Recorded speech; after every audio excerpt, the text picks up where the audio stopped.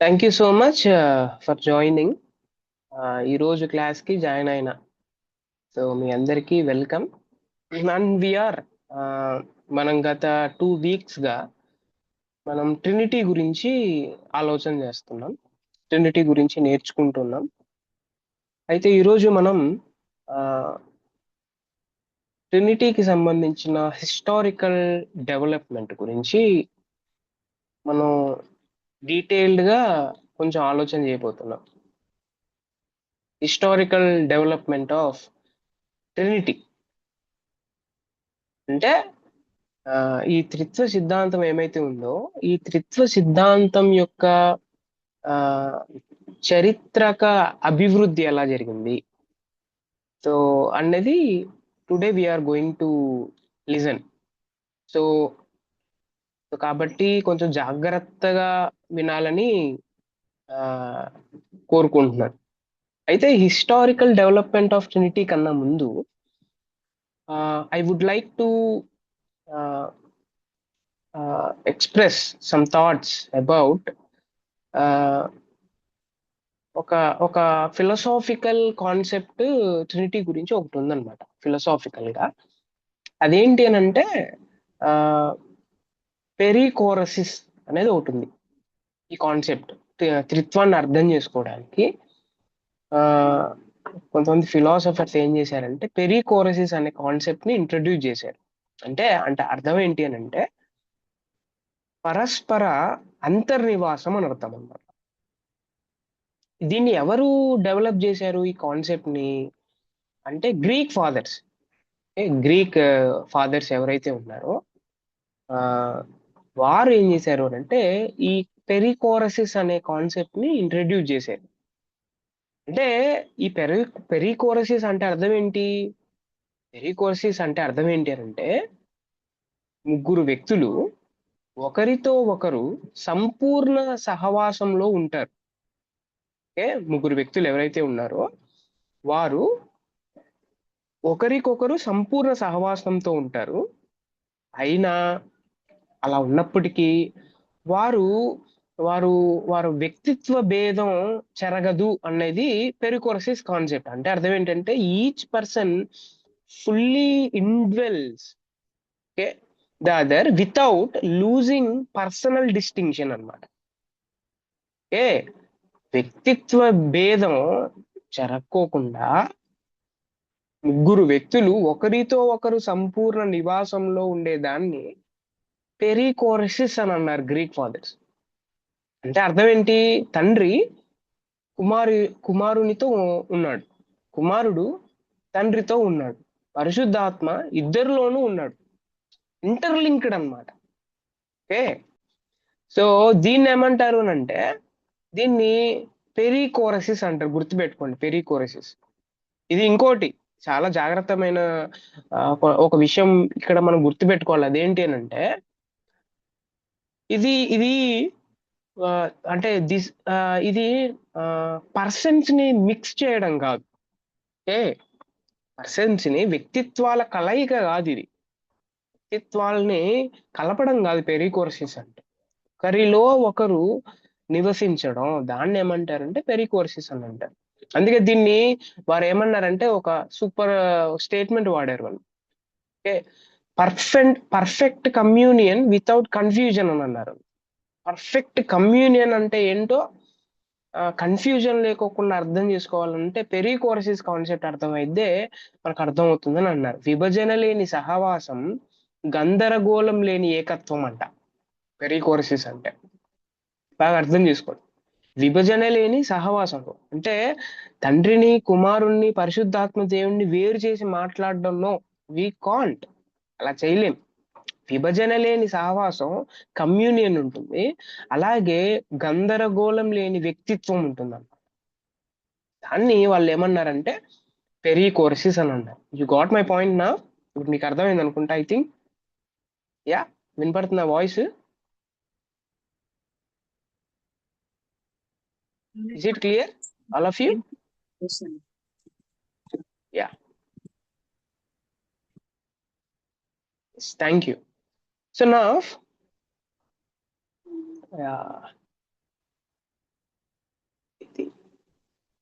Yes. So PPT ready అవుతుంది. So he'll be back. అయితే కొన్ని విషయాలు మనం మాట్లాడదాం. సో ఇప్పుడు చెప్పండి, పెరికోరసిస్ అంటే ఏంటి? పెరికోరసిస్ అంటే ఎనీబడి కెన్ ఎక్స్ప్లెయిన్?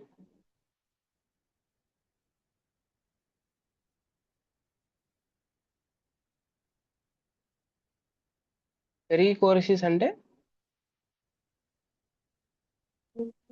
వేరు వ్యక్తిత్వాలైన అంటే వ్యక్తిత్వం వేరైనా కానీ యూనిటీ ఉంది. ఎస్ ఎస్ ఏకత్వం. ఎస్. వ్యక్తిత్వాలు వేరుగా ఉన్నా కూడా వారు ఒకరిలో ఒకరు సహవాసంలో కలిగి ఉండడాన్ని పెరికోరసిస్ అంటారు. Yeah, good.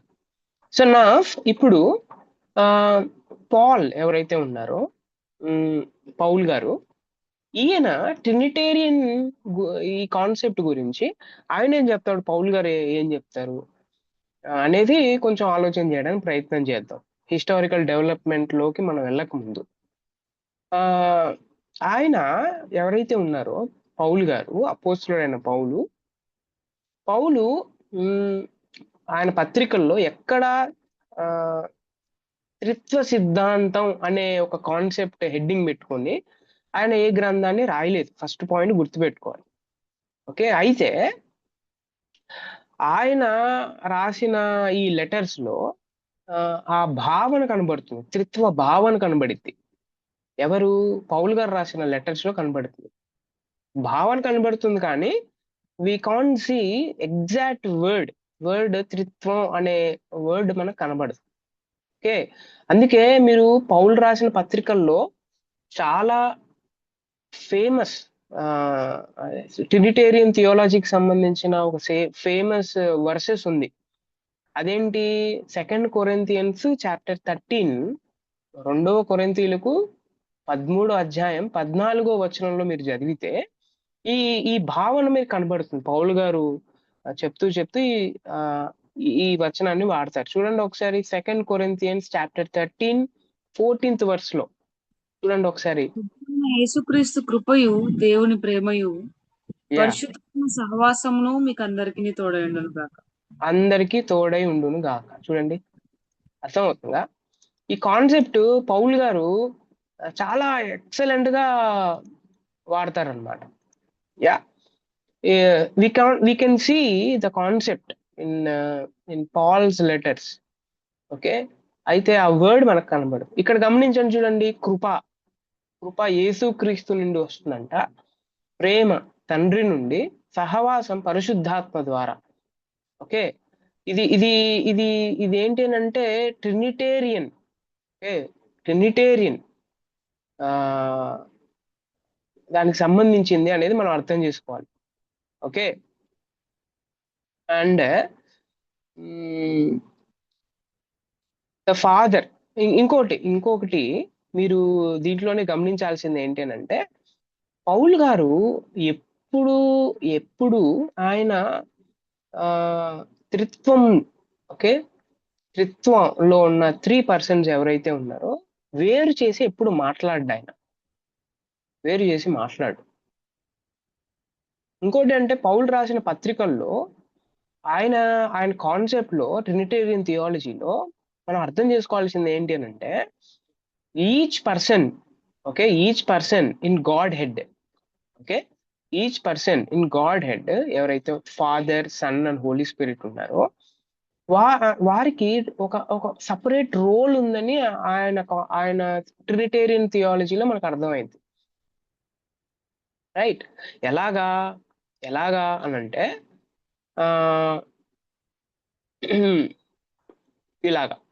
ఎలాగంటే, ఫాదర్ ఎవరైతే తండ్రి ఉన్నారో ఆయన ఎన్నుకుంటాడని, ఆయన పంపిస్తాడని, he chooses and sends and redemption గురించి ప్లాన్ చేస్తాడని ఫాదర్ గురించి ఆయన రాస్తాడు.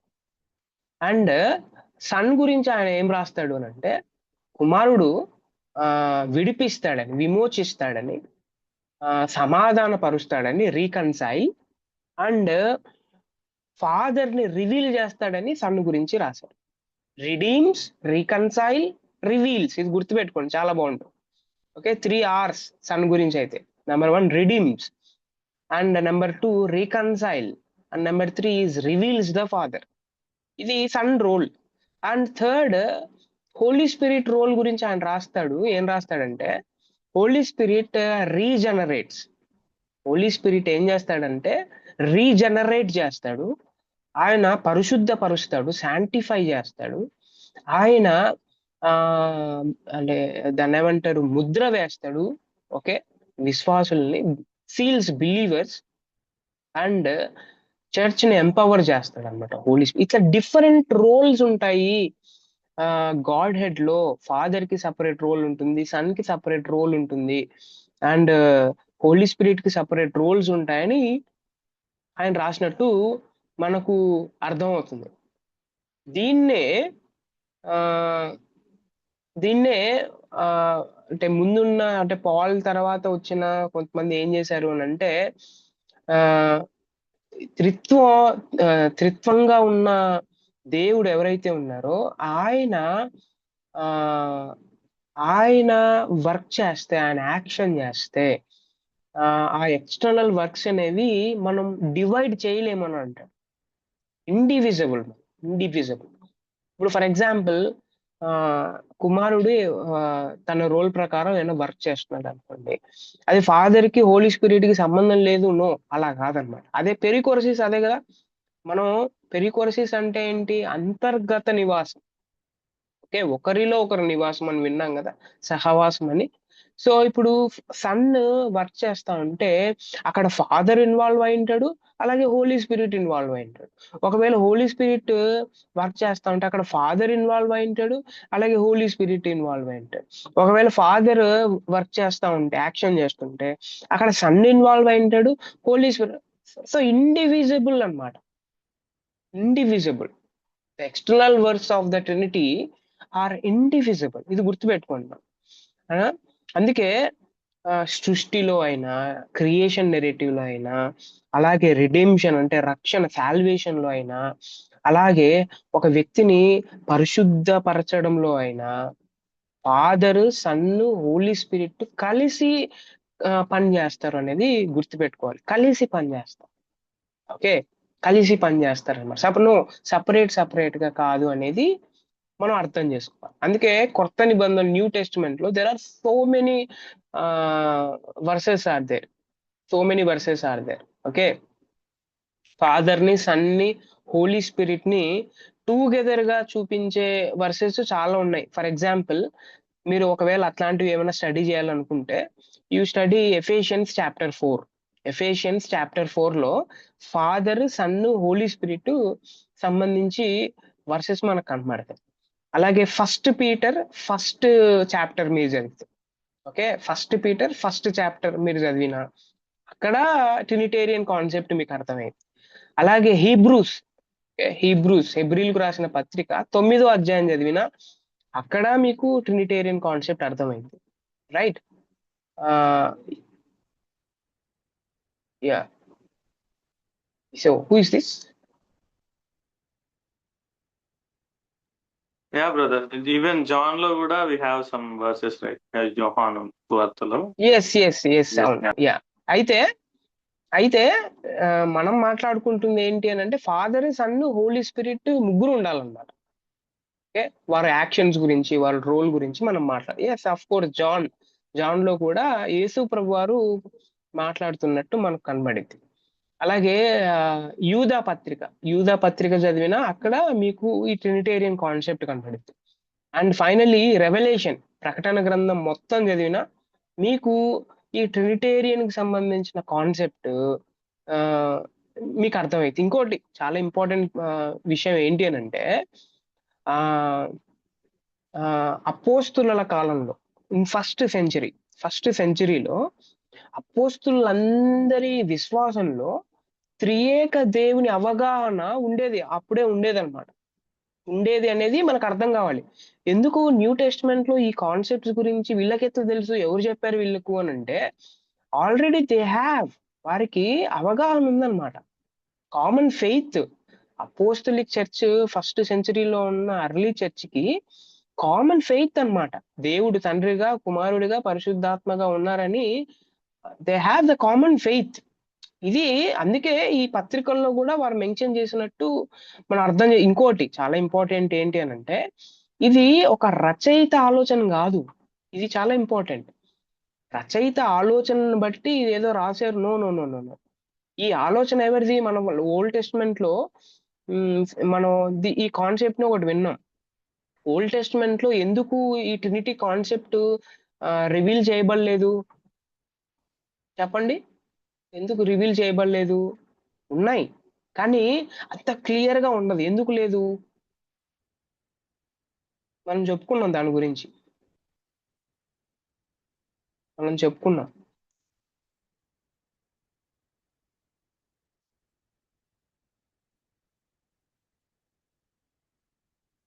చెప్పండి చెప్పండి చెప్పండి, ఎందుకు లేదు?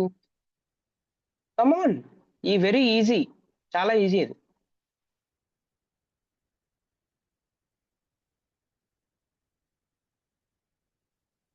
మనం ఒక వర్డ్ కెన్ యూ చెప్పండి. Repeat it brother? Sorry, I miss old line. Testament లో న్యూ టెస్టిమెంట్ లాగా, న్యూ టెస్టిమెంట్ లో క్లియర్ గా ఈ కాన్సెప్ట్, ట్రినిటేరియన్ కాన్సెప్ట్ రివీల్ చేయబడింది. అయితే ఓల్డ్ టెస్టిమెంట్ లో ట్రినిటేరియన్ కాన్సెప్ట్ ఏమైతే ఉందో అది అంత క్లియర్ గా ఉండదు.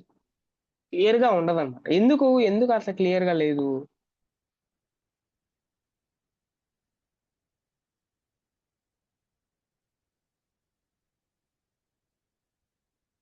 అంటే ఇప్పుడు దైవ ప్రత్యక్షత డైరెక్ట్ గా ప్రవక్తలతో దేవుడు మాట్లాడినట్టుగా ఉంటది కదా, like no no, prophet. Last class లో నేను ఒక వర్డ్ యూజ్ చేసేదాన్ని. ప్రిపరేటరీ రివల్యూషన్ అది న్యూ టెస్టిమెంట్, న్యూ టెస్టిమెంట్ అది. Progressive revolution. Progressive. Yes yes yes progressive revolution అనే ఆ వర్డ్ ని మనం యూజ్ చేసాం. దేవుడు తన గురించి తాను ఒక క్రమబద్ధంగా ఆయన తనకు తాను పరిచయం చేసుకున్నాడు అన్నమాట. దాన్ని మనం ప్రోగ్రెసివ్ రెవల్యూషన్ అని అంటాం. అందుకే ఒకసారి ఆయన ఆయన యెహోవా దూతగా అర్థం అర్థం కావాలని ఆయన ప్రత్యక్షం అవుతాడు. కొన్నిసార్లు ఏమో డైరెక్ట్ వాయిస్ ద్వారా వినిపిస్తాడు. కొన్నిసార్లు ఒక్కొక్కరితో ఒక్కొక్కలాగా. ఒక్కొక్కసారి ఏమో ఒక్కొక్కసారి దేవుడి ఆత్మ ఒక మనుషుని మీదికి వచ్చినట్టు ఆయన మాట్లాడతారు. సో వై, ఎందుకు ఇలా అంటే, ఆయన ప్రోగ్రెసివ్ రెవల్యూషన్ ద్వారా క్రమబద్ధంగా తనకు తాను వీరు అర్థం చేసుకోవాలని ఆయన ఒక step by step, step by step reveal చేసుకోవడం జరిగింది. అయితే న్యూ టెస్ట్మెంట్కి వచ్చేసరికి ఆ రెవల్యూషన్ ఏమైతే, ప్రోగ్రెసివ్ రెవల్యూషన్ ఏమైతే ఉందో అది సడన్ గా ఏమైంది అని అంటే, అది పార్టిసిపేటరీ రెవల్యూషన్ గా అయిపోయింది. ప్రిపరేటరీ రెవల్యూషన్ గా అయిపోయింది. అందుకే అక్కడ తండ్రి, కుమారుడు, పరిశుద్ధాత్మ దేవుడు ఒక్కసారిగా రివీల్ అయిపోతారు. ఎక్కడ ఎక్కడ రివీల్ అయిపోతారు చెప్పండి? బాప్తిసం నేను దానికి తీసుకు reference, yes, Jesus Christ baptism తీసుకునేటప్పుడు ఫాదర్ మాట్లాడతాడు, సన్ భూమి మీద ఉంటాడు, అండ్ హోలీ స్పిరిట్ పావురం వల్లే దిగి వస్తాడు. అక్కడ రివీల్ అయిపోయింది అనమాట. రైట్? అప్పటి వరకు రివీల్ కాని విషయం ఏమైతే ఉందో అది సడన్ గా రివీల్ అయిపోతుంది. ఇది మనం అర్థం చేసుకోవాల్సిన విషయం. యా అన్నా అందుకే త్రిత్వం అన్నది, ఈ త్రిత్వ సిద్ధాంతం అనేది సృష్టించింది కాదు. ఇది, ఈ కాన్సెప్ట్ అనేది ఇది ఎవరో సృష్టించింది కాదు. ఇది సృష్టించింది కాదు. మరి ఇదేంటి అని అంటే, యేసుక్రీస్తు కొత్త నిబంధన త్రిత్వాన్ని ఒక ఒక ఒక ఒక లాజికల్ గా కాకోకుండా, ఫిలసాఫికల్ గా కాకోకుండా, యేసుక్రీస్తు అలాగే పరిశుద్ధాత్మ ద్వారా దేవుడు తనను తాను బయలుపరుచుకున్న సజీవ సత్యం ఇది. అంటే దేవుడు చూడండి, దేవుడు తనను తాను పరిచయం చేసుకోవడానికి ఆయన యేసుక్రీస్తు ద్వారా అలాగే పరిశుద్ధాత్మ ద్వారా తనను తాను పరిచయం చేసుకున్నాడు ఈ లోకానికి. సజీవ సత్యం ఇది. ఆ ప్రకటన కనబడిద్ది అనమాట. దట్ ఈస్ కాల్డ్ ఏంటి అని అంటే, దట్ ఈస్ కాల్డ్ ట్రినిటీ. ఇది ఎవరు సృష్టించలేదు అనేది మనకు అర్థం కావాలి. అయితే ఇప్పుడు ప్రాబ్లం ఏంటి అని అంటే, అయితే ఈ ట్రినిటీ కాన్సెప్ట్ ఏమైతే ఉందో దీనికి ఒక హిస్టారికల్ డెవలప్మెంట్ ఉంది. హిస్టారికల్ గా దీన్ని డెవలప్మెంట్ చేశారు. ఓకే, దాని గురించి కొంచెం మనం ఆలోచన చేయడానికి ప్రయత్నం చేద్దాం. జస్ట్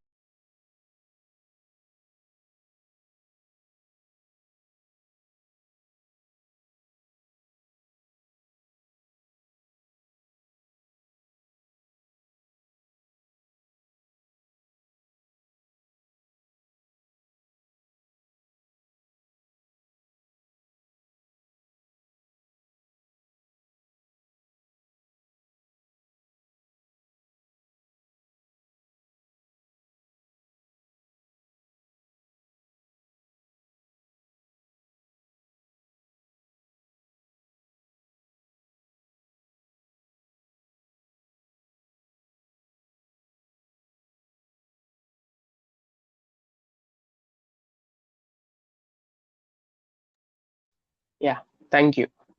సో అది ఎలాగా అన్నది మనం కొద్దిగా ఆలోచన చేద్దాం. Historical development of Trinity.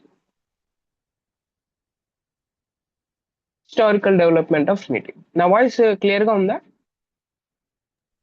Yes అన్న. సో పీపీటీ వచ్చేస్తుంది. అంత లోపల మనం కొంచెం ఇంట్రడక్షన్ వినడానికి ప్రయత్నం చేద్దాం. ఇప్పటి వరకు మనం ట్రినిటీ అంటే 3 డిస్టింక్ట్ పర్సన్స్ ఉంటారు, పెరికోసిస్, ఈ కో ఈక్వల్, కో ఎటర్నల్, వారు సమానులు అనేది మనం ఇంతవరకు విన్నాం. అయితే ఈ కాన్సెప్ట్ ఎలా డెవలప్ అయింది అనేది కొంచెం మనం ఆలోచన చేయడానికి ప్రయత్నం చేద్దాం. యా, సో ఫస్ట్ మనం అర్థం చేసుకోవాల్సింది ఏంటంటే ఈ త్రిత్వ సిద్ధాంతం, ఈ ట్రినిటేరియన్ కాన్సెప్ట్ ఏమైతే ఉందో అర్లీ చర్చ్ లేకపోతే కొన్ని కౌన్సిల్స్ జరిగాయి అన్నమాట. ఓకే, ఆ కౌన్సిల్స్ గురించి కూడా మనం ఈరోజు వింటాం. ఆ కౌన్సిల్స్ వారు కనిపెట్టలేదు ఇది. ఓకే, చాలా మంది ఏమనుకుంటున్నారంటే ఇది ఇది ఆదిమ సంఘంలో ఉన్న వాళ్ళు కనిపెట్టారు అని కొంతమంది అనుకునే ప్రమాదం ఉంది. కానీ వారు కాదు దీన్ని కనిపెట్టింది, వారు కాదు. వాళ్ళు ఎవరు అని అంటే బైబిల్లో దేవుడు తనను తాను ఎలా వెల్లడిపరిచాడో, తనను తాను ఎలా పరిచయం చేసుకున్నాడో, అపోస్తులు ఎవరైతే ఉన్నారో దాన్ని ఎలాగా అనుభవించారో, ఓకే, దాన్ని స్పష్టంగా వివరించే ప్రయత్నంలో ఈ ట్రినిటేరియన్ కాన్సెప్ట్ అనేది డెవలప్ అయిందనమాట. చాలా ఇంపార్టెంట్. చూడండి, బైబిల్లో ఉన్న దేవుడు తనను తాను ఎలా పరిచయం చేసుకోవాలనుకున్నాడో, అపోస్తులు దాన్ని ఎలాగా అర్థం చేసుకొని అనుభవించారో, ఎక్స్పీరియన్స్ చేశారో, దాన్ని స్పష్టంగా వివరించే, అంటే చాలా క్లియర్ గా సిస్టమాటిక్ వేలో వివరించే ఈ ప్రయత్నంలో ట్రినిటీ అనే డాక్ట్రిన్ వచ్చిందన్నమాట. ఇది మనం అర్థం చేసుకోవాలి. అందుకే అపోస్తులు యేసును, అంటే యేసుక్రీస్తు ప్రభువారిని ప్రభువుగా వారు ఆరాధన చేశారు. ఓకే, వారు తండ్రికి ప్రార్థించారు అపోస్తులు. అలాగే పరిశుద్ధాత్మ శక్తిని అనుభవించారు. ఓకే, కానీ ఈ ముగ్గురు మధ్య, తండ్రి, కుమారుడు, పరిశుద్ధాత్ముడు, ఈ ముగ్గురి మధ్య సంబంధాన్ని వారు తాత్విక పదజాలంతో వాళ్ళు చెప్పలేదు, అంటే మీనింగ్ ఇవ్వలేదు అనమాట. అపోస్తులు వారు అనుభవించారు, వారు ఆరాధించారు, వారు ప్రార్థించారు, కానీ వారు సిస్టమాటిక్ వేలో వారు నిర్వచించలేదు అనేది మనం అర్థం చేసుకోవాలి. ఓకే, అర్థమైంది కదా? అందుకే క్రిస్టియానిటీ అనేది ఏమైతే ఉందో ఇది రోమా సామ్రాజ్యంలో వ్యాపించినప్పుడు అప్పుడు చాలా ప్రశ్నలు ఉన్నాయి. There are some questions are they. 4 questions are.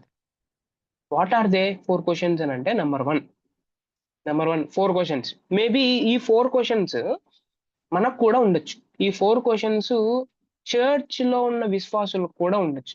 Of course వారు ప్రభువుని ఆరాధించవచ్చు. ఆఫ్ కోర్స్ చర్చిలో వారు ఎవ్రీ సండే కానుకివ్వచ్చు. ఆఫ్ కోర్స్ చర్చ్‌లో వారు పాటలు పాడొచ్చు. ఆఫ్ కోర్స్ చర్చ్‌లో వాళ్ళు వాక్యం వినొచ్చు. బట్ ఈ 4 క్వశ్చన్స్ వాళ్ళకు ఉండొచ్చు. ఏంటి ఆ 4 క్వశ్చన్స్ అని అంటే, నెంబర్ 1 ఆ రోజుల్లో ఉన్న ప్రజలకి 4 క్వశ్చన్స్ ఉన్నాయన్నమాట. యేసు సంపూర్ణంగా దేవుడా ఆయన? లేకపోతే యేసుక్రీస్తు ప్రభువారు సృష్టింపబడినవాడా? ఈ క్వశ్చన్ ఉండేది ఆ రోజుల్లో. ఓకే. నెంబర్ 2 పరిశుద్ధాత్మ ఎవరైతే ఉన్నారో ఆయన నిజంగా దేవుడా? లేకపోతే శక్తా? ఆయన ఫోర్సా? లేకపోతే ఆయన వ్యక్తా? అన్న ప్రశ్న ఆ రోజు ఉంది. అండ్ నెంబర్ 3 ఒకే దేవుణ్ణి విశ్వసిస్తూ తండ్రి, కుమారుడు, పరిశుద్ధాత్మను ఈ ముగ్గురు ఉన్నారని ఎట్లా మనం ఒప్పుకోవాలి? ఒకే దేవుడు అంటున్నారు. అలాగే తండ్రి, కుమారుడు, పరిశుద్ధాత్మ 3 డిస్టింక్ట్ పర్సన్స్ అన్నారు. దీన్ని ఎట్లా ఒప్పుకోవాలి? Very big question. And number 4థ్ క్వెషన్ ఏంటి అనంటే ఆ రోజుల్లో ఉండేది క్రైస్తవ మతం ఏమైతే ఉందో ఇది ఇది ఇది మోనోథియిజమా? ఏకదేవతా ఆరాధన? లేకపోతే బహుదేవత ఆరాధన ఇది? క్రిస్టియానిటీ అనేది ఇది మోనోథియిజంలోకి వచ్చిద్దా? లేకపోతే ఇది ట్రైథియిజంలోకి వచ్చిద్దా? చాలా వెరీ బిగ్ క్వశ్చన్స్ కదా. మేబీ ఈ క్వశ్చన్స్ కూడా ఉన్నాయా ఎవరికైనా? ఎనీబడి? ఎవరికి లేవా? లేవన్నా. ఎవరికి లేవు. ఐ థింక్ మీ అందరికి బాగా ట్రినిటేరియన్ కాన్సెప్ట్ తెలుసు అనుకుంటున్నాను. యా యా అన్న యాక్చువల్లీ క్వశ్చన్ కాకుండా ఎంతో వరకు చాలా ఇది ఆ, తండ్రి కుమార పరిశుద్ధాత్ముడు అంతే, ఇంకా అక్కడి వరకే అంతే కదా. No One reasons. reason. No we don't want any reasons. Reason I know అంతే, దట్. blind చాలా మంది తప్పించుకునేది కూడా ఎక్కడ అనంటే దాని గురించి మనం అర్థం చేసుకోలేం. దాని గురించి మనం అర్థం చేసుకోలేం కాబట్టి గుడ్డిగా నమ్మేసేయండి అంతే. గుడ్డిగా నమ్మేసేయండి. అంతే ఇంకా. నో క్వశ్చన్ అడగకూడదు. No question. Okay. No reason is there. So దాన్ని ఏమంటారో తెలుసా? రీజన్ లేకోకుండా ఉన్న విశ్వాసం ఏమైతే ఉందో అది మీనింగ్లెస్ అన్నమాట. That is meaningless. నాకు ఇంతే నాకు అర్థమైద్ది, ఇంకా నాకు అర్థం కాదు అని అంటే why did God in progressive revolution Old Testament లో అంత ప్రయత్నం చేశాడు? ఎందుకు న్యూ టెస్ట్మెంట్ లో సడన్ గా ఆయన రివీల్ చేసుకున్నాడు? యా ఎంత ఆ, ఆయన ఆయన హార్డ్ వర్క్ చేశాడు ఆ విషయంలో. And now we're not doing any hard work to know about that, right? So దీన్నే ఏమంటారు అని అంటే దీన్నే లేజినెస్ అని అంటారు అన్నమాట. దీన్ని లేజినెస్ అని అంటారు. మన విశ్వాసానికి మీనింగ్ లేదు. మన విశ్వాసానికి రీజన్ లేదనమాట. Without reason we're believing. ఇది మనం కొంచెం మనం ఆలోచన చేద్దాం. కొంచెం ఆలోచన చేద్దాం. ఈ డెవలప్మెంట్ లో మనకి కొంచెం అర్థం అవుతుంది. ఓకే. అందుకే అంటే ఈ ప్రశ్నలకు సమాధానంగా ఆ రోజున చర్చ్ ఏం చేసిందంటే ఒక సిస్టమాటిక్ వేలో థియోలాజికల్ లాంగ్వేజ్ ని డెవలప్ చేసింది. Not an ordinary language, theological language ని డెవలప్ చేసింది అనమాట. ఎందుకు? To answer these 4 questions. Okay. అందుకే ఇది ఏంటి? దీని గురించి మనం నేర్చుకునేటప్పుడు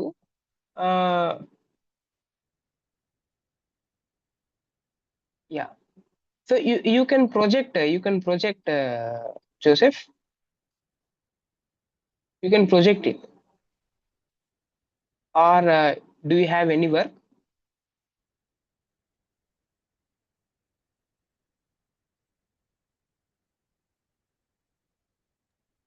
are you there?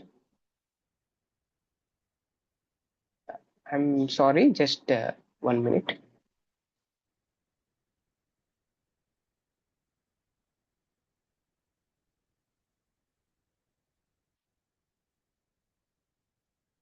So right, yeah.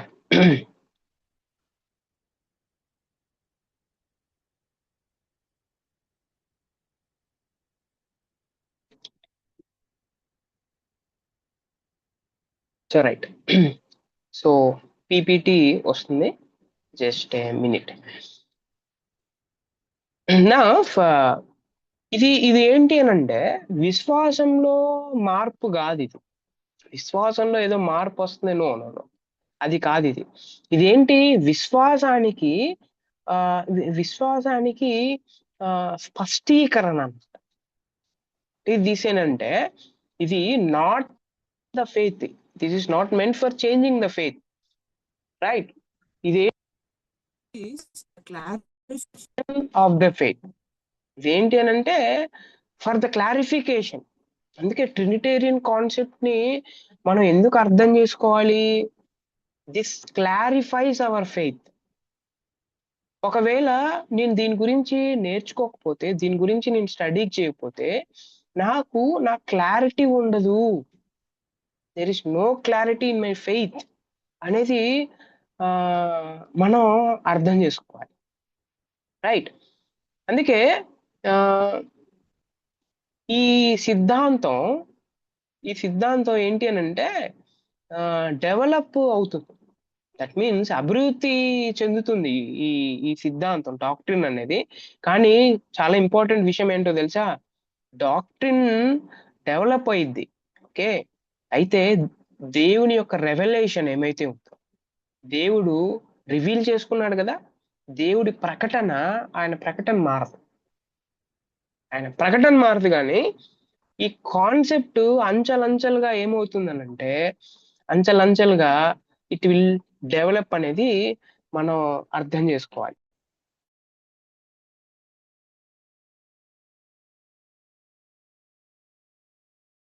One second.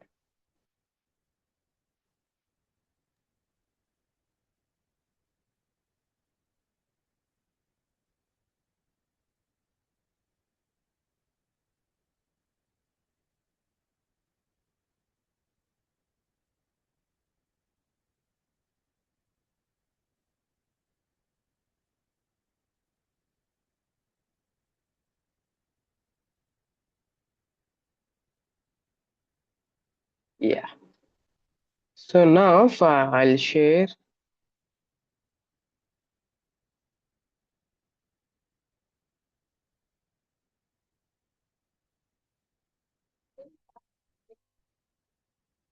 So మీ అందరికి కనబడుతుందా? Is it clear?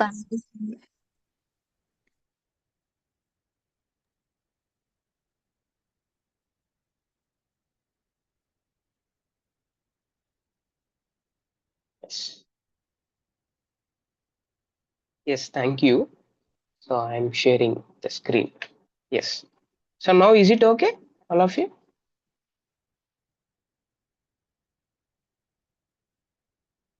Okay కదా?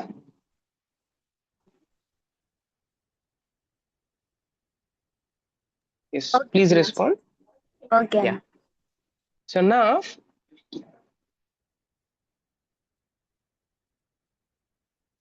అందుకే ఇక్కడ చూడండి, హిస్టారికల్ డెవలప్మెంట్ లో మనం మాట్లాడుతూ అక్కడ 4 క్వశ్చన్స్ ప్రజెంట్ చేసాం. 4 question, is Jesus fully God, అదంతా మనం విన్నాం.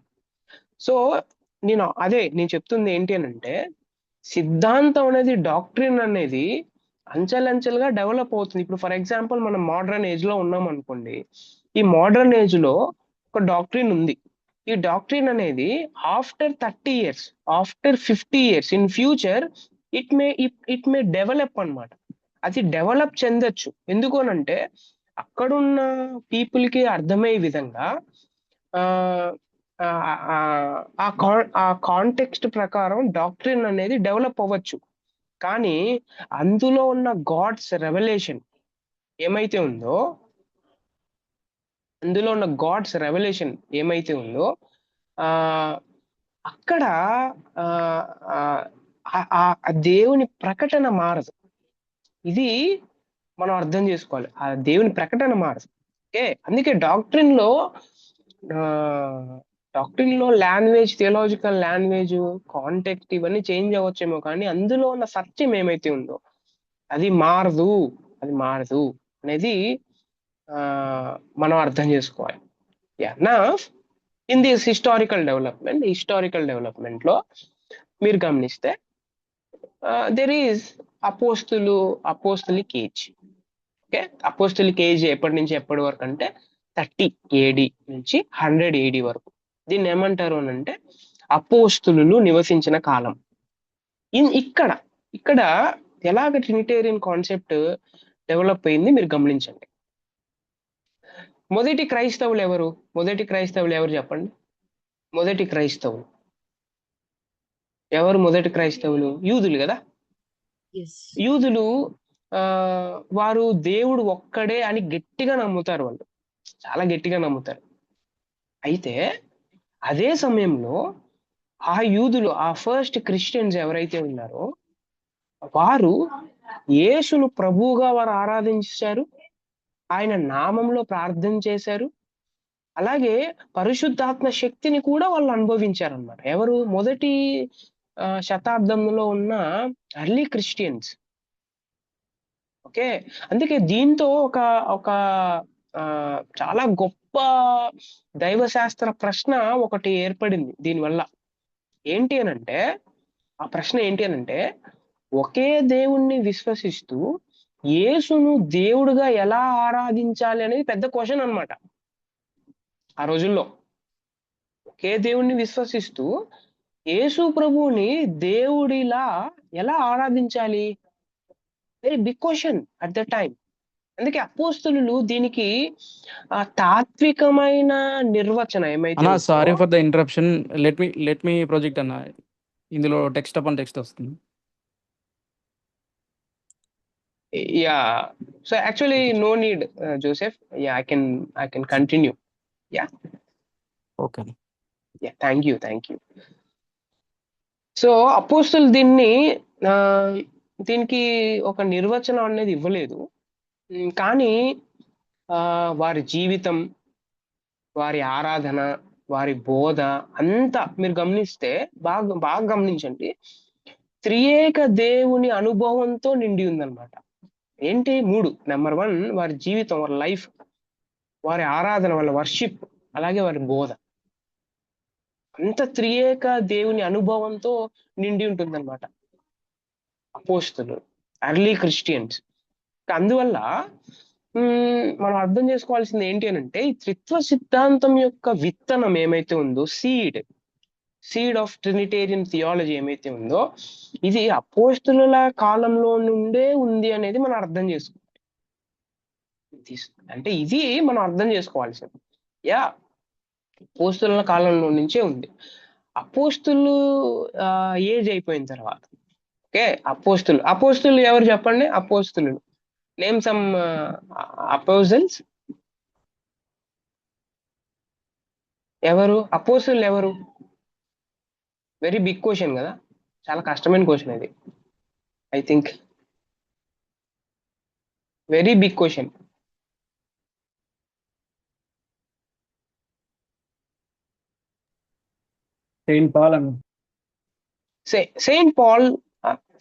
సెయింట్ పాల్ అని వెంటనే ఫస్ట్ మనం వాడక ముందు 12 మెంబర్స్. అది చాలా ఇంపార్టెంట్. యేసుక్రీస్తు ప్రభువారు అపోస్తలుని తన పరిచర్య కోసం ఎన్నుకున్నాడు. 12 మెంబర్స్. 12 మెంబర్స్ ని ఎన్నుకున్నాడు. అటు తర్వాత అపోజిల్ పాల్ వస్తారు. Okay, yeah. సో ఇది ఐడియా ఉందిగా. అపోజిల్స్ అంటే కొంతమంది చాలా విచిత్రంగా, ఇదేంటి ఇది కొత్తగా ఉంది అనుకుంటారు అనమాట కొంతమంది. సో అంటే అపోస్తులు అంటే ఎవరో కూడా కొంతమంది తెలియని క్రైస్తవులు ఉంటారు. ఎంత వెరీ సాడ్ కదా, రైట్? ఇది కొంచెం మనం ఆలోచన చెయ్యాలి. అపోస్తులు ఏజ్ 30 to 100 AD. అపోస్తులు ఉన్నప్పుడు అపోస్తులకి శిష్యులు ఉన్నారనమాట. ఓకే, అపోస్తులకి శిష్యులు ఉన్నారు. ఓకే, వాళ్ళని అపోస్తలిక్ ఫాదర్స్ అంటారు. ఓకే, యేసుక్రీస్తు ప్రభువారు 12 మంది అపోస్తల్స్ ని ఎన్నుకుంటే ఈ 12 మందికి శిష్యులు ఉన్నారు. వారిని ఏమంటారంటే అపోస్తలిక్ ఫాదర్స్ అంటారు. వీరు నివసించిన కాలం ఆ ఏజ్ ఏంటంటే 100 AD to 150 AD. ఇది గుర్తుపెట్టుకోవాలి. దాంట్లో నేను ఆల్రెడీ లిస్ట్ ఇచ్చా, కొన్ని లిస్ట్ ఇచ్చా, చూసారా లిస్ట్? వారి పేర్లు ఏంటి చూడండి. అక్కడ క్లెమెంట్ ఆఫ్ రోమ్, అక్కడ పైన క్లెమెంట్ ఆఫ్ రోమ్ అని ఉంది, ఆయన కూడా కిందకి రావాలి.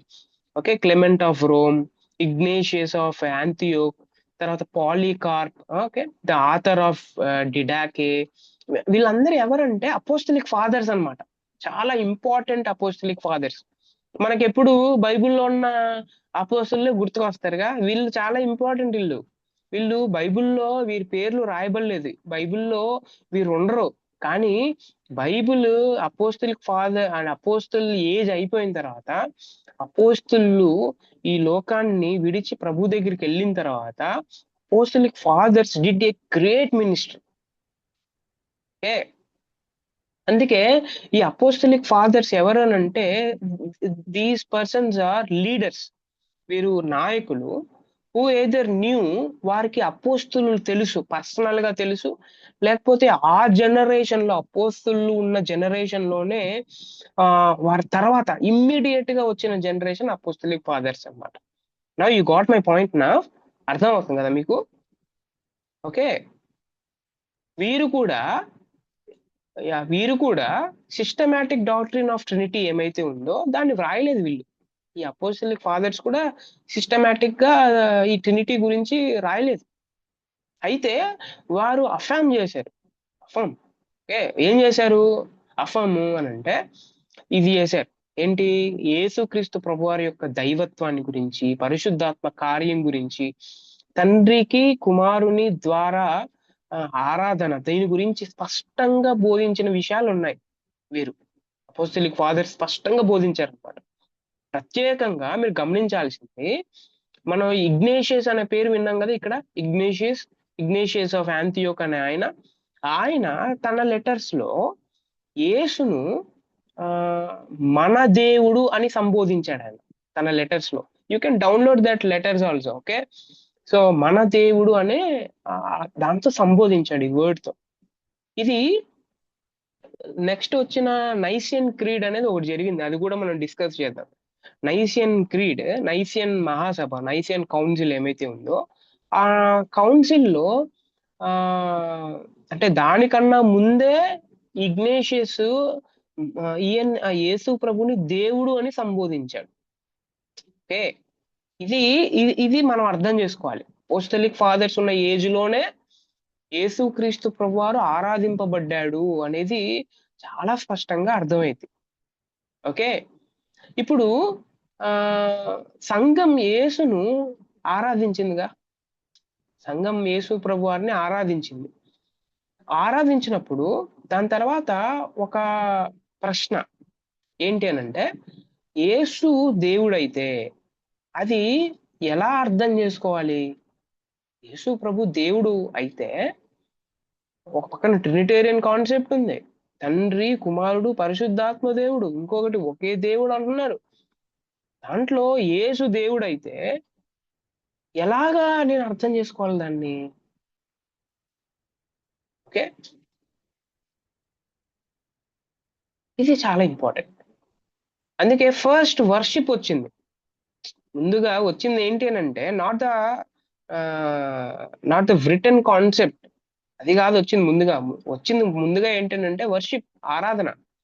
తర్వాత ఆరాధనను వివరించే థియాలజీ డెవలప్ అయిందన్నమాట. ఫస్ట్ థియాలజీ కాదు, ఫస్ట్ వర్షిప్. దాని తర్వాత దీన్ని వివరించే క్రమంలో క్రమబద్ధమైన థియాలజీ అనేది, దైవశాస్త్రం అనేది డెవలప్ అవుతూ వచ్చిందనమాట. ఓకే, అందుకే క్రిస్టియన్ ఫెయిత్ ఏమైతే ఉందో, క్రైస్తవ విశ్వాసం యొక్క ప్రత్యేకత ఏంటి అని అంటే ఇదే ప్రత్యేకత. ఓకే, అందుకే నెక్స్ట్ మీరు చూస్తే ఇంపార్టెంట్ హిస్టారికల్ టైమ్ లైన్ ఇచ్చాను అక్కడ. ఓకే, అది చూడండి. ఆ టైం లైన్ లో 30 AD నుంచి 120 AD వరకు ఇయర్ ఈవెంట్ ఉంది. ఓకే, 30 AD లో రిజరెక్షన్ ఆఫ్ జీసస్ క్రైస్ట్ జరిగింది. క్రీస్తు పునరుత్థానం. 33 ADలో పెంతకోస్తు జరిగింది, మనందరికీ తెలుసు, అది అపోస్తల కార్యంలో ఉంది. 50 నుంచి 100 ADలో New Testament writings, New Testament లో ఉన్న 27 బుక్స్ ఏమైతే ఉన్నాయో కొత్త నిబంధన రచనలు జరిగాయి. తర్వాత 95 ADలో క్లెమెంట్ క్లెమెంట్ క్లెమెంట్ ఎవరు క్లెమెంట్ ఎవరు క్లెమెంట్ ఎవరు హూ ఇస్ క్లెమెంట్? ఫాదర్ అని. Yeah, super. అపోస్టలిక్ ఫాదర్ గా, okay, nice nice, you got my point now. So Clement రచనలు ఉన్నాయి. 110 ADలో అప్పుడు ఇగ్నేషియస్ ఆయన లెటర్స్ రాశాడు. 120 ADలో డిడాక్ ఉన్నాడుగా, డిడాక్ వైడ్లీ యూజ్డ్ రాసిన రచనలు ఏమైతే ఉన్నాయో, ఆయన రాసిన రచనలు చాలా విస్తృతమైన ప్రాంతాల్లో అది వినియోగం చేశారు. సో ఇది very important historical time line. ఇది చాలా నీట్ గా మనం అర్థం చేసుకోవాలి. అందుకే ఆదిమ క్రైస్తవులు ఎవరైతే ఉన్నారో, స్వరూపం అన్న దానికి ఔసియా అనే పదం వాడాం కదా మనం. ఆదిమ క్రైస్తవులు ఔసియా అంటే స్వరూపం ఏమైతే ఉందో, అలాగే ఇంకొకటి పదం హైపోస్టాటిస్ అనే పదం వాడాం, వ్యక్తి. ఓకే, ఈ ఈ ఈ ఈ రెండు పదాలు ఏమైతే ఉన్నాయో, ఈ రెండు పదాల వంటి తాత్విక పదాలను ఉపయోగించే ముందే ఈ ఔసియా, హైపోస్టేటిస్ అనే ఈ పదాలు ముందుగానే రాలే.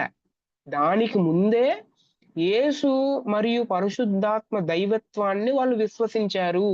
అంటే అర్థం ఏంటి? ఫస్ట్ విశ్వాసం, అటు తర్వాతే థియాలజీ డెవలప్ అయిందనమాట.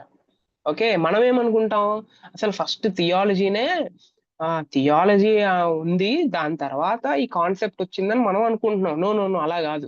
ఫస్ట్ ఫెయిత్, ఫస్ట్ వర్షిప్, దాని తర్వాత వీళ్ళు ఈ వర్షిప్ ని అర్థం చేసుకోవాలంటే ఎలాగా అనేది థియాలజీ చెప్పిద్ది. మనం అర్థం అవుతుందా?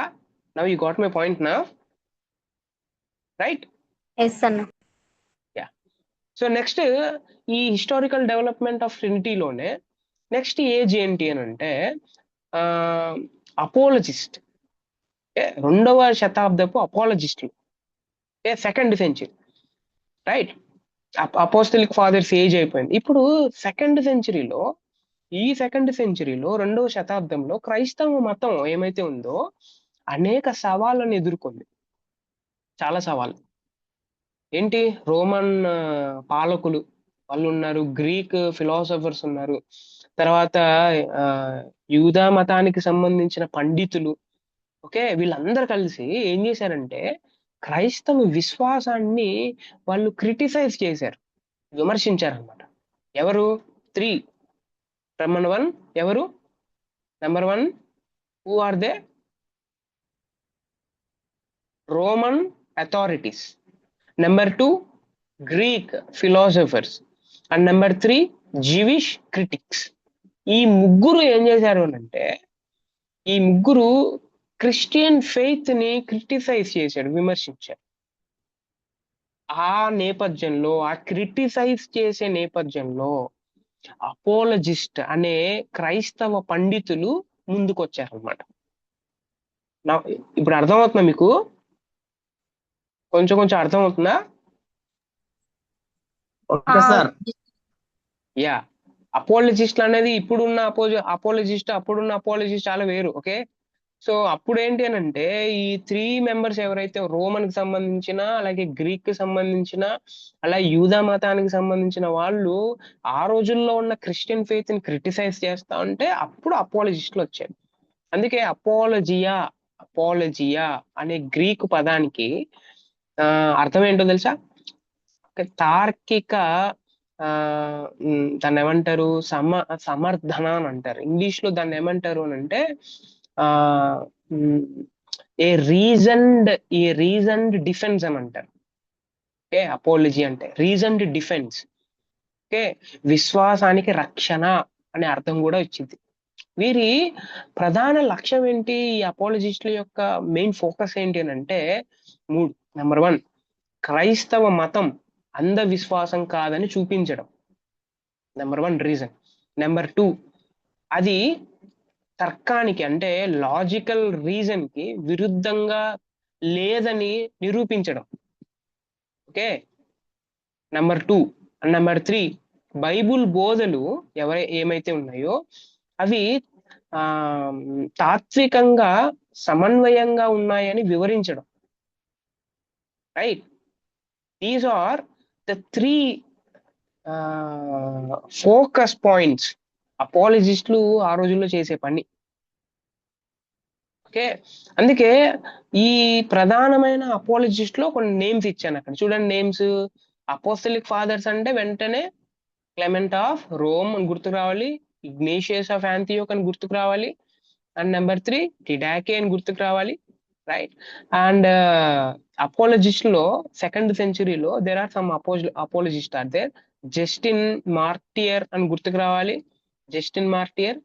తర్వాత ఎథెనెగోరస్ అని గుర్తుకు రావాలి. ఓకే, ఎథెనెగోరస్ ఆఫ్ ఏథెన్స్ ఆయన పేరు, ఆయన గుర్తుకు రావాలి. తర్వాత థియోఫిలస్ ఆఫ్ యాంతియోక్ గుర్తుకు రావాలి. ఈ ముగ్గురు ఈ మెయిన్, చాలా మంది ఉన్నారు వీళ్ళు మెయిన్ అన్నమాట అపాలజీ 2nd centuryలో. ఓకే, వీరు త్రిత్వ సిద్ధాంతాన్ని పూర్తిగా రూపొందించలేదు, వీళ్ళు కూడా రూపొందించలేదు, దాని అభివృద్ధికి బలమైన పునాది వేశారు వీళ్ళు. ఓకే, చాలా మంది క్రిటిసైజ్ చేస్తున్నారు, ఏంటి మీరు మోనోథియిజం అని చెప్తారు, ఫాదర్ సన్ హోలీ స్పిరిట్ అనే 3 డిస్టింక్ట్ పర్సన్స్ ఉన్నారు ఇక్కడ, అంటే 3 డిఫరెంట్ గాడ్స్ ఉన్నారని క్రిటిసైజ్ చేస్తా ఉంటే వీళ్ళు ఏం చేశారు అని అంటే రీజన్, ఓకే, రీజన్ ఇస్తూ, ఓకే, ఇది అంధవిశ్వాసం కాదని, దీనికి రీజన్ ఉందని, అలాగే బైబుల్లో ఉన్న బోధలు ఏమైతే ఉన్నాయో లాజికల్ గా సమన్వయంగా ఫిలసాఫికల్ గా అవన్నీ సమన్వయంగా ఉన్నాయని వారు ఏం చేశారు అని అంటే ఆ విశ్వాసానికి ఒక గట్టి పునాది వేశారు, కానీ సిస్టమేటిక్ వేలో వివరించలేదు. ఇది 2nd centuryలో జరిగిన కొన్ని విషయాలు. అండ్ ఇక్కడ చూడండి, మీరు బాగా గమనిస్తే జస్టిన్ మార్టియర్ కనబడతారుగా, జస్టిన్ మార్టియర్. ఓకే, ఆయన అపోలజిస్ట్. ఈ జస్టిన్ మార్టియర్ ఆయన మీరు బాగా గమనిస్తే మొదటి క్రైస్తవ తత్వవేత్తల్లో చాలా ఇంపార్టెంట్ పర్సన్ ఈయన. ఓకే, క్రైస్తవుడిగా మారక ముందు ఈయన జస్టిన్ మార్టియర్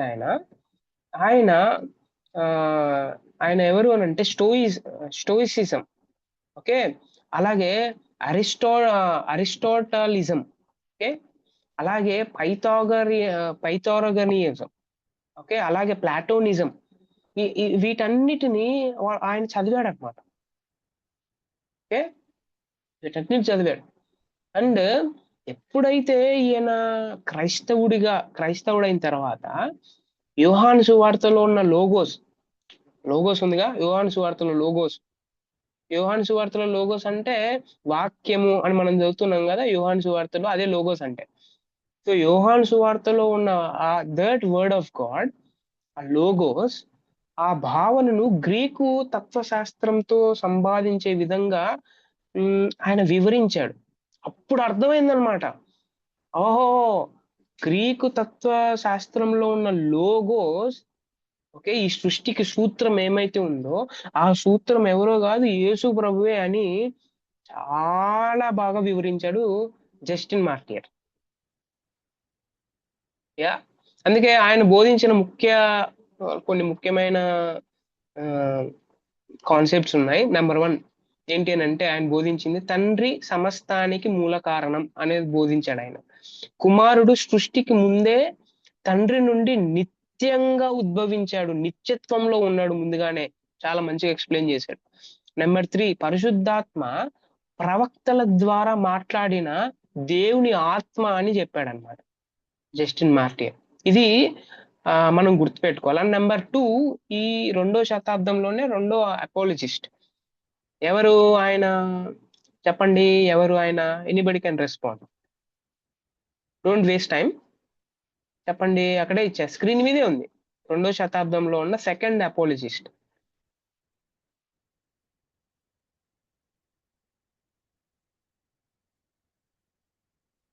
అథెనోగోరస్ కదా, అక్కడ ఉందిగా, కనబడుతుందా? ఎస్ అన్న ఉన్నారా మీరందరూ? Athenagoras of Athens. Yeah, Athenagoras of Athens. ఈయన second martyr.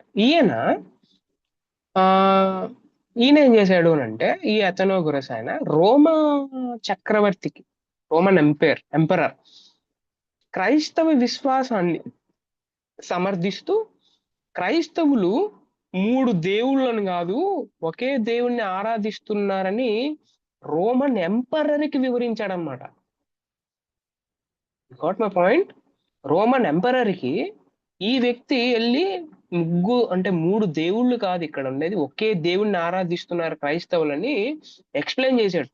What a wonderful Christian కదా ఆయన.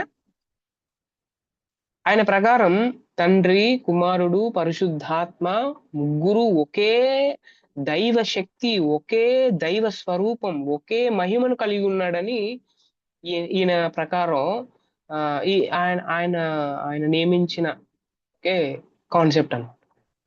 ఓకే, వారికి ఒకే దైవ శక్తి ఉంది, ఒకే దైవ స్వరూపం ఉంది, ఒకే మహిమ కలిగి ఉన్నాడు అనమాట.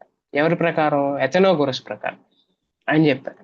అండ్ ఫైనల్లీ థియోఫిలస్ ఆఫ్ యాంతియోక్ ఉందిగా, ఈ థియోఫిలస్ ఆఫ్ యాంతియోక్ చాలా స్పెషల్ పర్సన్. ఈయన థియోఫిలస్ ఈ పదం మనకు చాలా సార్లు కనబడుతుంది కదా.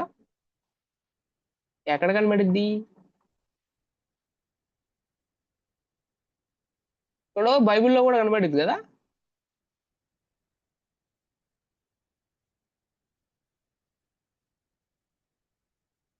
ఎక్కడ కనబడుతుంది బైబిల్లో ఇది, ఈ పదం? ఎనీబడి? లూకా సువార్త, అలాగే అపోస్తుల కార్యంలో ఘనత వహించిన థియోఫిలా అని స్టార్ట్ చేస్తారు కదా. ఎస్ అన్న. యా, కానీ ఆయన కాదు ఈయన. ఓకే, ఆయన కాదు, రైట్? ఆయన అనుకున్నారు, రైట్ నా. థియోఫిలస్ అనే ఈయన థియోఫిలస్ ఆఫ్ యాంతియోక్. ఓకే, ఈయన చరిత్రలో ఒక చాలా ప్రాముఖ్యమైన వ్యక్తి ఈయన. ఎందుకంటే ఎందుకు ఎంత ఇంపార్టెంట్ ఈయన అంటే, ట్రియాస్ అనే గ్రీకు పదం ఏమైతే ఉందో, ట్రియాస్ అనే గ్రీకు పదాన్ని త్రిత్వ భావనకు ఉపయోగించిన మొట్టమొదటి వ్యక్తి ఈయన. అంతకుముందు ఎవ్వరు ఉపయోగించలే ఆ పదాన్ని. ట్రినిటీకి, త్రిత్వ భావనకు ట్రియాస్ అనే ఈ పదం ఏమైతే ఉందో ఫస్ట్ ఉపయోగించిన వ్యక్తి Theophilus of యాంతియోక్.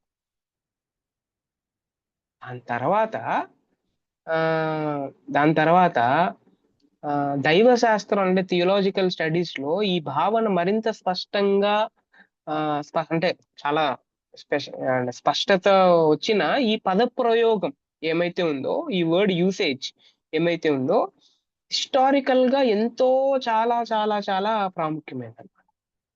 That's what Theophilus of Antioch. And we have another persons also. Yeah, Justin Martyr ఇవన్నీ చూసాం. ఇంకా ఎవరు అంటే ఐరేనియస్ ఆఫ్ లియోన్స్. ఈయన కూడా చాలా ఇంపార్టెంట్, ఐరేనియస్ ఆఫ్ లియోన్స్. ఈ పేర్లు గుర్తుపెట్టుకోండి దయచేసి. ఓకే, మనం ఎప్పుడు బైబిల్లో ఉన్న పేర్లను గుర్తుపెట్టుకొని ఏదో డిఫైన్ చేయడానికి ప్రయత్నం చేస్తుంటాం. Yes, of course we can do. But history తెలియకపోతే మనకు సరైన అవగాహన, సరైన ఎక్స్ప్లెనేషన్ మనకు దొరకదు. So please remember this names. Okay, yeah, Irenaeus of Lyons అనే ఈ వ్యక్తి. ఓకే, ఈయన గురించి కొంచెం ఆలోచన చేయడానికి ప్రయత్నం చేద్దాం. ఐరేనియస్ 130 AD నుంచి 202 వరకు ఉన్న వ్యక్తి ఈయన జీవితకాలం. ఈయన నాస్టిసిజం ఓకే, ప్రధానంగా నాస్టిసిజం అనే తప్పుడు బోధ ఉంది ఆ రోజుల్లో. తప్పుడు బోధ నాస్టిసిజం, దానికి వ్యతిరేకంగా పోరాడిన వ్యక్తి అన్నమాట ఈయన. అసలు నాస్టిసిజం అంటే ఏంటి? ఈ నాస్టిసిస్టులు ఎవరైతే ఉన్నారో, ఓకే, వీళ్ళు ఏం చేస్తారంటే భౌతిక సృష్టి ఉంది కదా, భౌతికమైన సృష్టి ఉంది కదా, దాన్ని తక్కువగా చూస్తారనమాట. ఇదంతా పెద్ద మాయ అంటారు వాళ్ళు. ఓకే, తక్కువ చూపుతో చూస్తారు అన్నమాట. దానికి ఐరేనియస్ అనే ఈయన ఒకే దేవుడు సృష్టిని సృష్టించాడు, దాన్ని రక్షించాడు, దాన్ని పరిశుద్ధపరుస్తున్నాడు అని ఈయన బోధించాడు. దేవుడు సృష్టించాడు, దాన్ని రక్షించాడు, దాన్ని శాంటిఫై కూడా చేస్తున్నాడు ఆయన బోధించాడు అనమాట ఐరేనియస్. అందుకే ఆయన అంటే దీనికోసం ఆయన ఒక ఒక చాలా ఒక చాలా ఫేమస్ అయిన స్టేట్మెంట్ వాడాడు. కుమారుడు మరియు పరిశుద్ధాత్మ తండ్రి యొక్క 2 చేతులు అనే ఒక స్టేట్మెంట్ వాడాడు ఆయన. ఓకే, కుమారుడు మరియు పరిశుద్ధాత్మ అలగోరికల్ గా ఈ స్టేట్మెంట్ వాడాడు, తండ్రి యొక్క చేతులు అని అన్నాడు ఆయన. ఈ ఉపమానం, okay, this is a parable. Okay, ఈ ఉపమానం ద్వారా ఈయన ఏం చెప్పాలనుకుంటున్నాడు? తండ్రి తన కార్యాలను, తను చేసే పనులు ఏమైతే ఉన్నాయో ఆ పనులు కుమారుడు అలాగే పరిశుద్ధాత్మ ద్వారా నిర్వహిస్తాడు అని చెప్పడానికి ఈ స్టేట్మెంట్ వాడాడు అనమాట. ఇప్పుడే మనం పెరికోరసిస్ అనే ఒక వర్డ్ మనం ఆలోచన చేశాంగా. ఓకే, తండ్రి, కుమారుడు, పరిశుద్ధాత్మ దేవుడు ఎవరైతే ఉన్నారో విడదీయరాని సంబంధం కలిగిన వాళ్ళు, వారు ఏ పని చేసినా కూడా ఖచ్చితంగా ఇంకొకరి ఇన్వాల్వ్మెంట్ ఉంటుంది అని మనం విన్నాం. అదే ఈయన చాలా ఎక్సలెంట్ గా చెప్పాడు. ఎవరికి విరుద్ధంగా? నాస్టిసిజం అనే తప్పుడు బోధ. ఓకే, దానికి వ్యతిరేకంగా మాట్లాడు. ఇది అరేనియస్ ఆఫ్ లియోన్స్. అండ్ ఇంకోటి ఏంటి అని అంటే, నెక్స్ట్ మనకి important famous historian, famous theologian, famous scholar, famous Christian మనకు ఒక ఆయన వస్తాడు, టెర్టూలియన్ అని. ఇది ఎక్కడో విన్నట్టుంది కదా మనం, టెర్టూలియన్ ఎక్కడ విన్నాం మనం? ట్రినిటీ అని ఆయనే Oh, చెప్పారు. yes. Now we will go deep into his theology. Tertullian, ఆయన terminology, Trinitarian terminology, okay, development of Trinitarian terminology ఏమైతే ఉందో దాని గురించి తెలుసుకోవడానికి ప్రయత్నం చేద్దాం. అసలు ఈ టెర్టూలియన్ ఎవరు? We want that.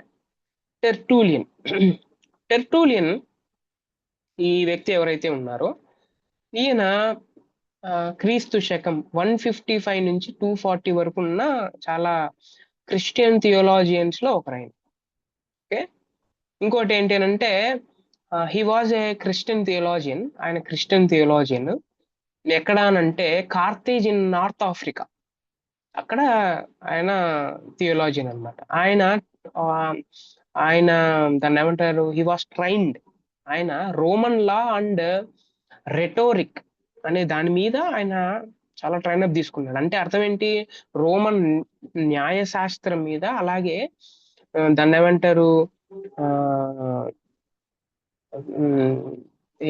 రెటోరిక్ అనే పదం వాడాగా దానికి తెలుగులో వక్తవృక శాస్త్రం అన్నమాట. ఓకే, జస్ట్ లైక్ ఒక లాయర్ లా దాంట్లో శిక్షణ పొందాడు ఈ వ్యక్తి. అందువల్ల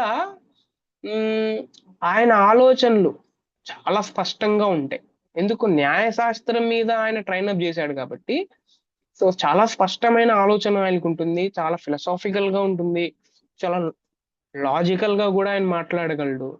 ఓకే, సో అట్లాంటి పదాలన్నీ ఇందులో మనం చూస్తాం. అందుకే మొదటి థియోలాజియన్స్ ఎవరైతే ఉన్నారో, మొదటి థియోలాజియన్స్ వారు ప్రధానంగా గ్రీకు భాషలో వాళ్ళు రాశారుగా, రచనలు చేశారుగా. అయితే టెర్టూలియన్ లాటిన్ లాంగ్వేజ్ లో రచనలు చేశాడు అనమాట ఈ వ్యక్తి.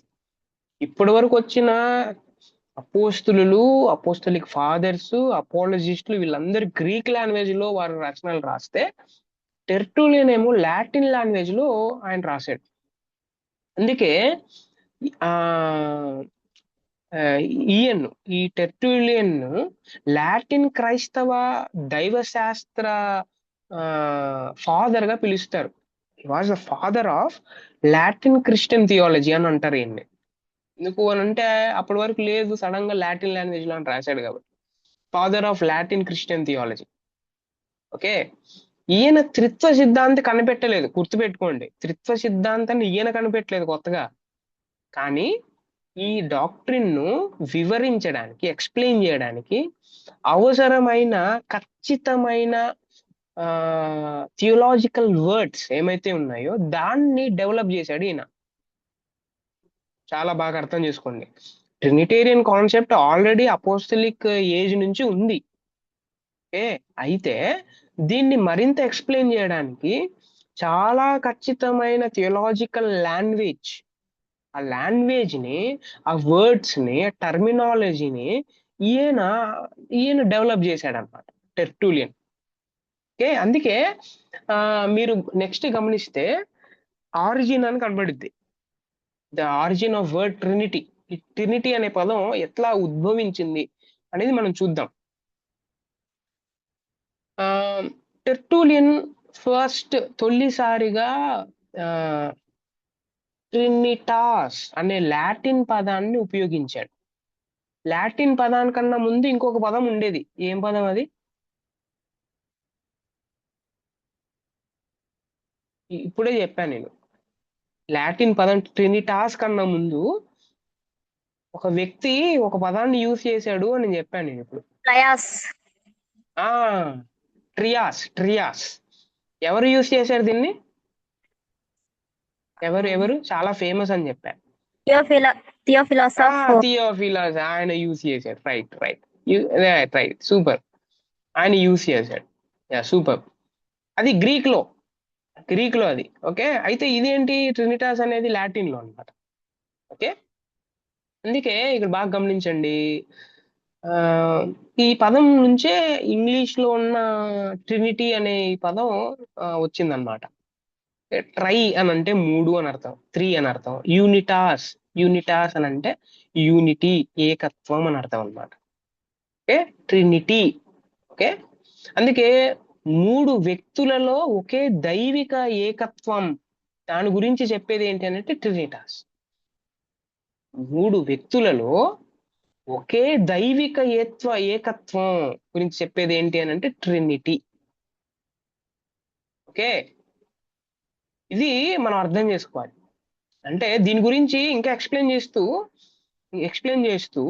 ఆయన ఏం చెప్పాడు అంటే 1 సబ్స్టెన్స్ 3 పర్సన్స్ అని చెప్పాడు. సబ్స్టెన్స్ అని అంటే లాస్ట్ లో కొన్ని వర్డ్స్ మనం నేర్చుకోవాలని చెప్పుకున్నాగా, గుర్తుందా?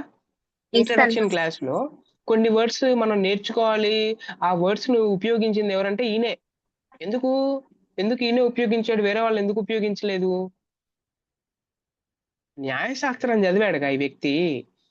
లాజికల్ గా, ఫిలసాఫికల్ గా ఈయన చెప్పగలడు కాబట్టి ట్రినిటీని ఎక్స్ప్లెయిన్ చేయడానికి he used A terminology.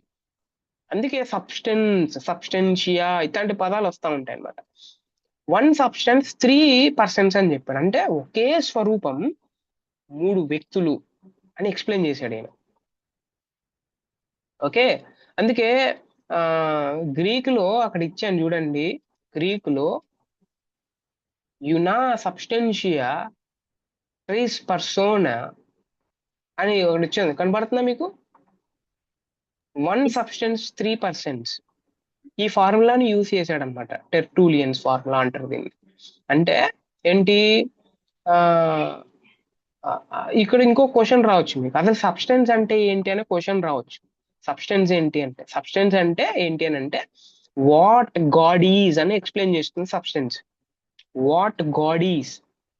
Okay, అక్కడ పక్కన ఇచ్చాను చూడండి. వాట్ ఈజ్ సబ్స్టెన్స్ అంటే ఏంటి? వాట్ గాడ్ ఈజ్ అని అంటే దేవుడు ఏమిటి అనే దాని గురించి ఎక్స్ప్లెయిన్ చేయాలంటే సబ్స్టెన్షియా అనే పదం వాడాలి. అంటే దేవుడు ఏమిటి? దేవునికి ఒకే దైవ స్వభావం ఉంది, ఒకే దైవ సారం ఉంది, ఒకే దైవ ఉనికి ఉంది. That is called substantia. Okay, దేవుడు ఏమిటి? ఒకే దైవ స్వభావం. దేవుడు ఏమిటి? ఒకే దైవ సారం. దేవుడు ఏమిటి? ఒకే దైవ ఉనికి. 1 divine nature, 1 divine essence, 1 divine being. దాన్ని సబ్స్టెన్స్ అంటారు. ఓకే, ఇది సబ్స్టెన్షియా, యూనా సబ్స్టెన్షియా. పర్సోనా అనే పదం కూడా ఉంది అక్కడ. Persona, 3 persons. అసలు పర్సన్ అంటే ఏంటి? పర్సన్ అంటే వ్యక్తి కదా, వ్యక్తి. వ్యక్తి అంటే ఏంటి? ఫస్ట్ ఏమో సబ్స్టెన్షియా అంటే దేవుడు ఏమిటి అనే దాన్ని డిఫైన్ చేసింది. పర్సన్ అంటే ఏంటి? దేవుడు ఎవరు అనే దాన్ని డిఫైన్ చేసింది. దేవుడు ఎవరు? దేవుడు తండ్రి. దేవుడు ఎవరు? దేవుడు కుమారుడు. దేవుడు ఎవరు? దేవుడు పరిశుద్ధాత్మ. ముగ్గురు వేరు వేరు వ్యక్తులు అయినప్పటికీ వారు ఒకే దైవ స్వరూపాన్ని పంచుకుంటారు అన్నది పెరికోరసిస్. ఓకే, మళ్ళీ పెరికోరసిస్కి వెళ్ళిపోతున్నాం కదా మనం. ఇది టెర్టూలియన్ ఫార్ములా అన్నమాట. టెర్టూలియన్ ఫార్ములా. ఆయన యూజ్ చేసిన టర్మినాలజీ చూడండి. 1 సబ్స్టెన్స్ 3 పర్సన్స్. అందుకే మీరు బాగా గమనిస్తే దీన్ని మనం ఎట్లా అర్థం చేసుకోవాలి అని అంటే, ఆయన టెర్టూలియన్ చాలా కష్టపడ్డాడు దీని గురించి ఎక్స్ప్లెయిన్ చేయడానికి. చాలా కష్టపడ్డాడు ఆయన. ఎంత కృషి అంటే, ఏమిటి అలాగే ఎవరు, వాట్ అండ్ హూ అనే ఈ 2 ప్రశ్నలు ఏమైతే ఉన్నాయో, what God is, okay, who is God అనే ఈ ప్రశ్నలు ఏమైతే ఉన్నాయో దానికి సమాధానం ఈయన సమాధానం ఇవ్వడంలో చాలా కష్టపడ్డాడు. దేవుడేమిటి? ఒకే దైవ స్వరూపం. దేవుడు ఎవరు? దేవుడు తండ్రి, కుమారుడు, పరిశుద్ధాత్ముడు. అంటే ఒక ఏమిటి, 3 ఎవరు. ఓకే, ఒకటి 1 అని అంటే ఏమిటి అని అంటే 1 ఎసెన్స్, 1 నేచర్ అని ఎక్స్ప్లెయిన్ చేసేది కదా. ఏమిటి అని అంటే 1 అని రాశాడు ఆయన. తర్వాత ఎవరు అనే దానికి ఆయన రాసింది ఏంటి? 3 అని రాశాడు. ఎంత కష్టపడ్డాడు ఈ ఈ ఈ కాన్సెప్ట్ ని ఎక్స్ప్లెయిన్ చేయడానికి ఆయన అనేది మనం అర్థం చేసుకోవాలి. అట్లాగే మీరు అర్థం చేసుకోవాల్సిన ఇంకొకటి ఉంది. ఈయన ఈ టెర్టూలియన్ అన్న ఆయన ఎవరైతే ఉన్నారో కొన్ని అబద్ధ బోధలు ఉన్నాయన్నమాట. అబద్ధ బోధలు ఆ రోజుల్లో. ఓకే, అబద్ధ బోధలకి ఆయన స్పందించాడు. ఏం స్పందించాడు అనంటే, నేను ఫస్ట్ ఇంట్రడక్షన్ క్లాస్ లో Trinity is not modalism, Trinity is not tritheism చెప్పాను, గుర్తుందా మీకు? ఫస్ట్ లో గుర్తొస్తున్నాయా?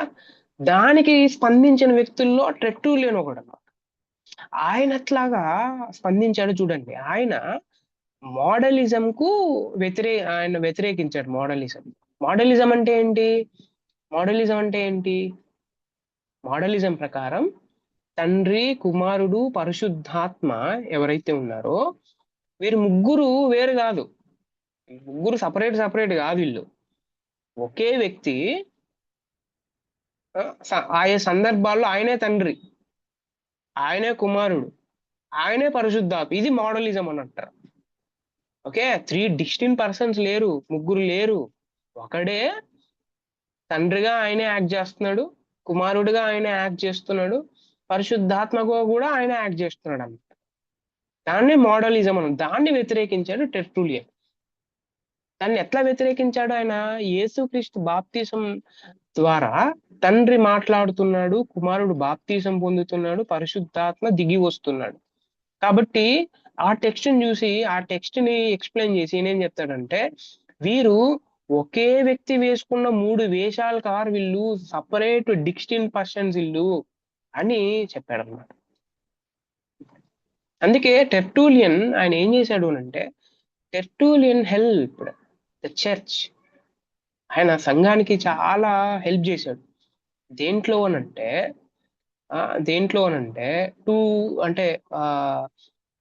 టు డిస్టింగ్విష్, తాత్వికమైన భేదాన్ని నేర్పించాడు అన్నమాట. యూనిటీ అండ్ యూనిఫార్మిటీకి ఉన్న భేదం ఏంటో ఎక్స్ప్లెనేషన్స్ ఇచ్చాడు అన్నమాట. అంటే అర్థం ఏంటి? ఏకత్వానికి మరియు ఒకేలా ఉండటానికి ఈ 2 ఒకటి కావు. యూనిటీ వేరు, యూనిఫార్మిటీ వేరు అని చెప్పాడు అన్నమాట ఆయన.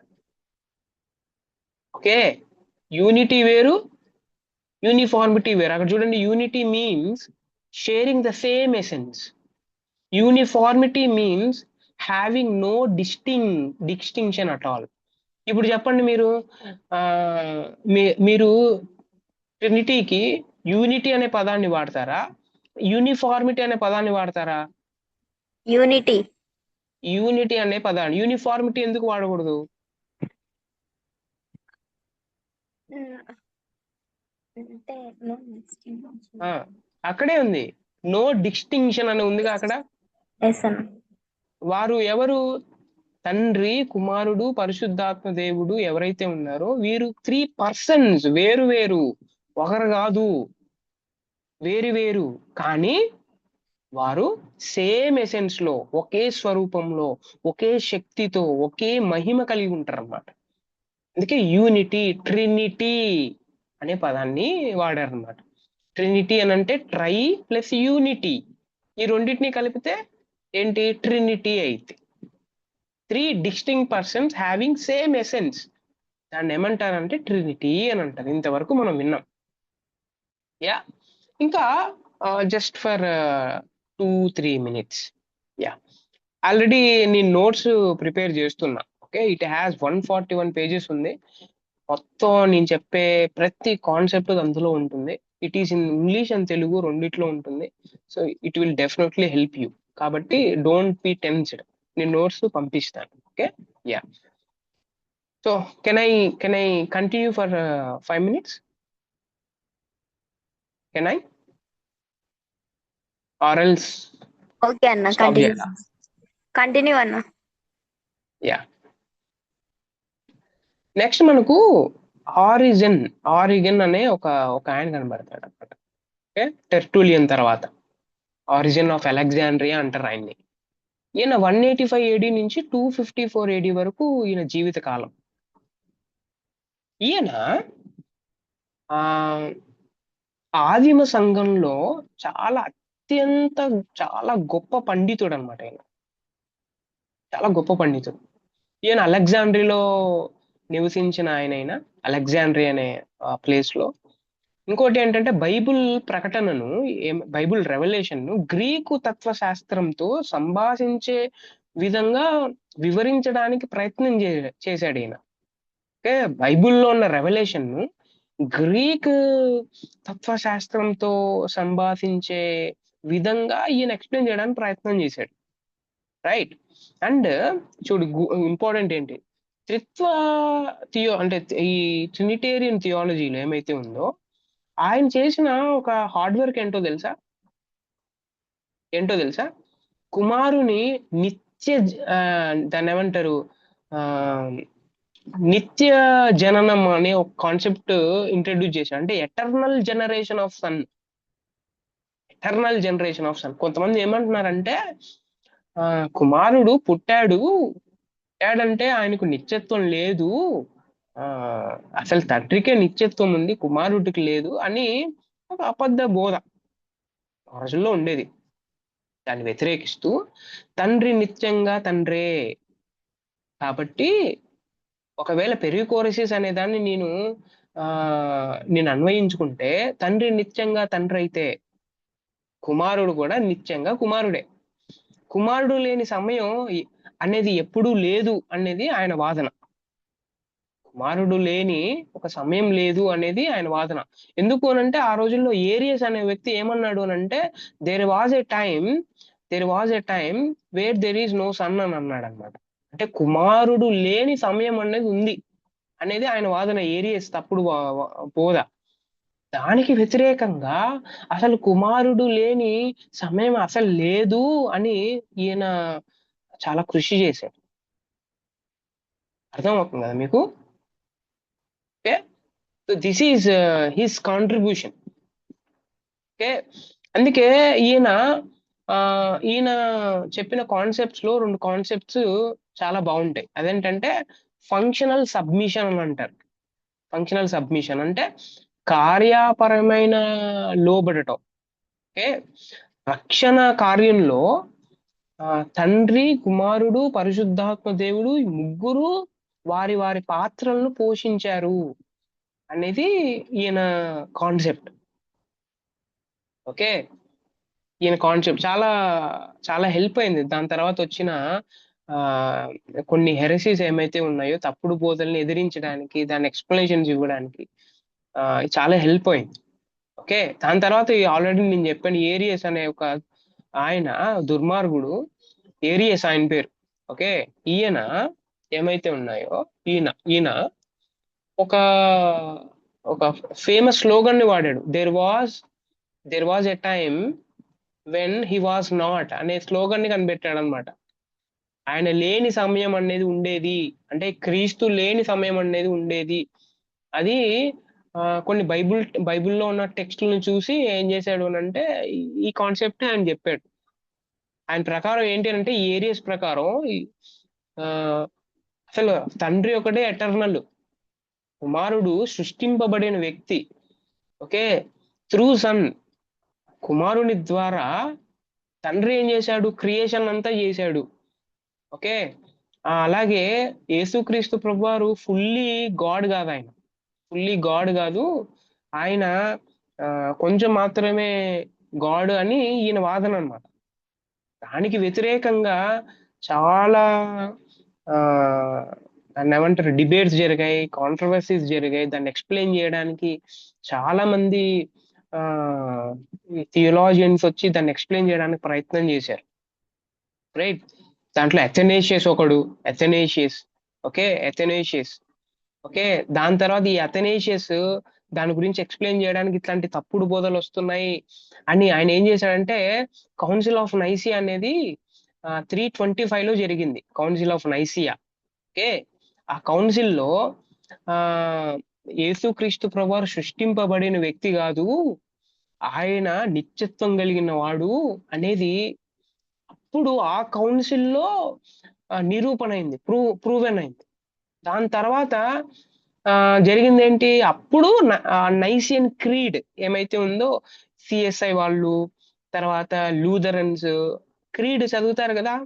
ఓకే, నైసియన్ క్రీడ్ తర్వాత అందరు నిలబడి అపోస్తుల ప్రమాణం చదువుతారు, అపోస్తుల ప్రమాణం. ఇది ఎక్కడి నుంచి వచ్చిందంటే, ఇదిగో కౌన్సిల్ ఆఫ్ నైసియాలో అథెనేషియస్ తర్వాత కొంతమంది థియోలాజియన్స్ ఏరియస్ కి వ్యతిరేకంగా, అప్పుడున్న హెరసీస్ కి వ్యతిరేకంగా పోరాడి ఏం చేశారనంటే, ఈ మహాసభ ద్వారా అపోస్తుల విశ్వాసాన్ని ఆ బోధల నుంచి, ఓకే, హెరసీస్ నుంచి కాపాడబడింది.